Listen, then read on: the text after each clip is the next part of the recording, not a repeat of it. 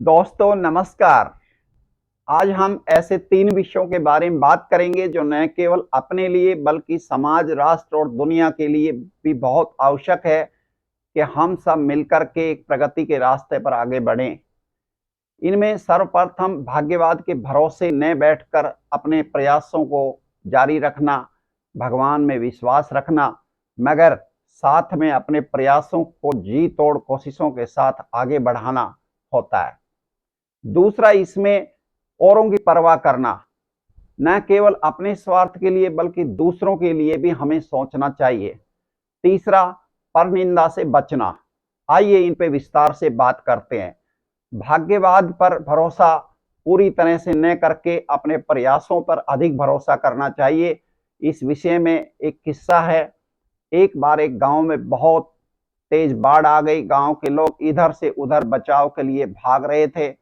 सभी लोग जैसे तैसे गांव छोड़कर चले गए, मगर एक व्यक्ति अभी भी ऐसा था जो अपने मकान पर बैठा हुआ था। पानी का जल स्तर बढ़ रहा था, मगर वह निश्चिंत होकर के वहां से हिलने को तैयार नहीं था। गांव के लोगों ने बहुत समझाया, मगर उसने कहा कि मुझे पूरा भरोसा है, भगवान मेरी रक्षा करेंगे। गांव के सभी लोग तो वहां से चले गए, मगर वह अपने मकान पर रहा।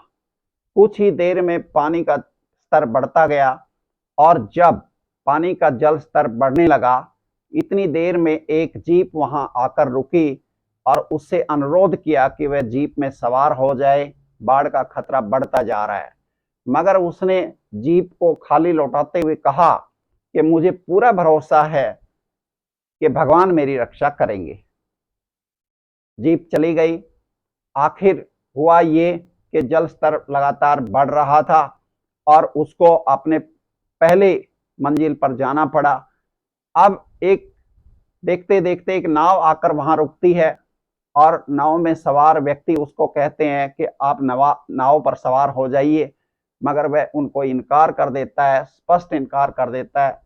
कहता है कि मुझे पूरा भरोसा है, भगवान मेरी रक्षा करेंगे। आखिरकार नाव भी वहां से चली जाती है। अब हुआ ये कि जल स्तर लगातार बढ़ता गया और वह दूसरी मंजिल पर जाने को मजबूर हो गया।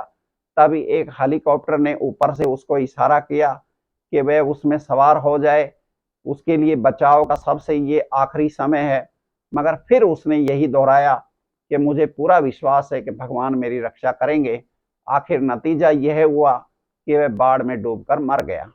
जब वह भगवान के पास पहुंचा तो उसने अत्यंत गुस्से में ये शिकायत की भगवान से कि आपने मुझे बचाया नहीं, आपने मेरे विश्वास को बरकरार नहीं रखा। भगवान ने कहा कि क्या आपने प्रयास किए थे? क्या आपने मेरे संकेतों को समझा था? क्या आपने खुद बचने के लिए कोशिश की थी? तो उसने कहा कि मुझे तो पूरा भरोसा आप पर ही था, मैंने लोगों को भी यही बताया, लेकिन आपने मेरी रक्षा नहीं की और मुझे डूबने पर मजबूर कर दिया। तो भगवान ने कहा कि अगर ऐसा होता तो फिर मैं जीप, नाव और हेलीकॉप्टर क्यों भेजता।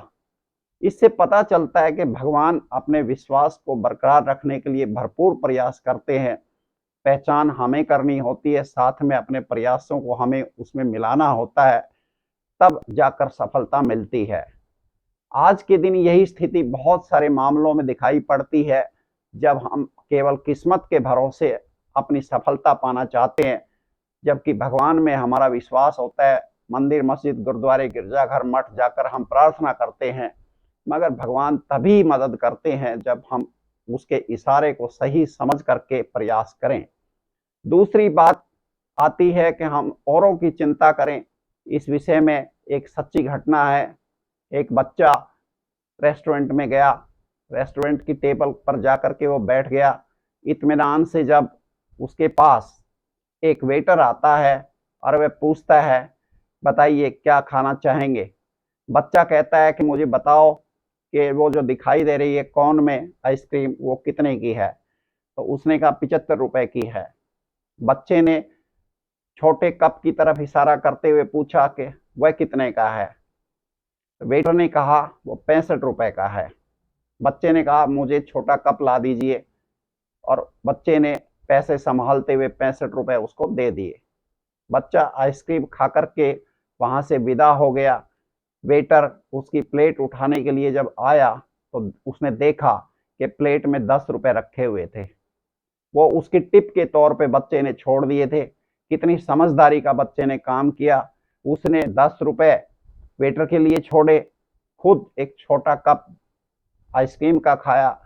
तो इससे हमें ये पता चलता है कि उसने ना केवल अपनी चिंता की बल्कि वेटर की भी चिंता की।